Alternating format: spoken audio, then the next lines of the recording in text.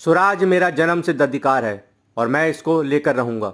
ये शब्द कहे थे समाज सुधारक, राष्ट्रवादी और महान स्वतंत्रता सेनानी लोकमान्य बाल गंगाधर तिलक ने।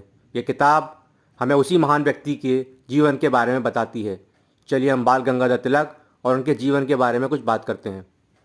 23 जुलाई 1856 रत्नागिरी महाराष्ट्र के एक चिट्टाविन ब्राह्मण परिवार में जन्म हुआ बाल गंगाधर तिलक का। उनके पिता एक मराठी स्कूल में हेडमास्टर थे। तिलक की शुरुआती पढ़ाई उनकी घर में ही हुई, उनके पिता की देखरेख में।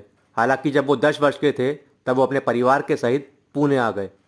बाल गंगाधर तिलक बचपन से ही अपने विचारों को लेकर बड़े मौखिक रहे। खासकर जब बात आती थी सच्चाई के लिए आवाज़ उठाने की तो वो कभी भी पीछे नहीं हटते थे। इसी बीच 15 वर्ष की आयु में उनका विवाह हो गया सत्यभामा से, जो उस समय मात्र 10 वर्ष की आयु की थी। लोकमान्य तिलक को बचपन से ही किताबें पढ़ने का काफ़ी शौक था। इसी से जुड़ा एक किस्सा है उनके जीवन का। उनके फादर इन लॉ यानी उनके ससुर ने एक बार उन्हें उपहार देने की पेशकश करी। उन्होंने कहा कि आप सोने की अंगूठी लेना पसंद करेंगे। तिलक ने जवाब दिया, अगर आप बुरा ना माने तो मुझे किताबें लेना ज़्यादा पसंद रहेगा। ये दिखाता है हमें किताबों के प्रति उनका प्रेम। इसी बीच डेक्कन कॉलेज पुणे से बाल गंगाधर तिलक ने अपनी ग्रेजुएशन पूरी करी और इसके बाद गवर्नमेंट लॉ कॉलेज से उन्होंने LLB की डिग्री हासिल करी।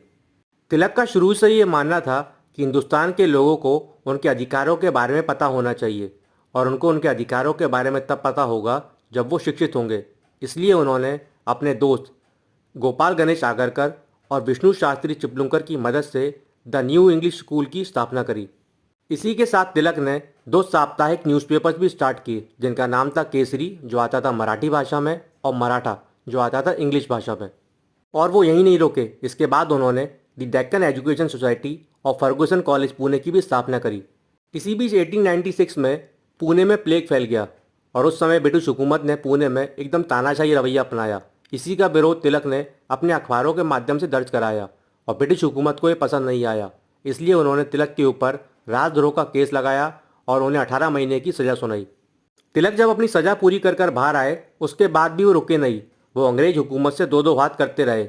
इसका नतीजा ये था कि ब्रिटिश सरकार ने एक बार फिर से उनके ऊपर सिडिशन का केस लगाया और उन्हें 6 साल के लिए जेल की सज़ा सुनाई और उन्हें भेज दिया गया मांडले, बर्मा। मांडले की जेल में तिलक ने 5 साल और 8 महीने गुजारे और ये वो समय था जब उन्होंने गीता रहस्य नाम की किताब भी लिखी। जब तिलक मांडले की जेल से अपनी सज़ा काट कर आए उसके बाद भी वो लगे रहे स्वराज के लिए और उन्होंने शुरुआत करी इंडियन होम रूल लीग की। इसके लिए वो इंग्लैंड भी गए। हालांकि 1 अगस्त 1920 को बॉम्बे में भारत में स्वराज की बात करने वाले लोकमान्य तिलक ने अपनी अंतिम सांसें ली।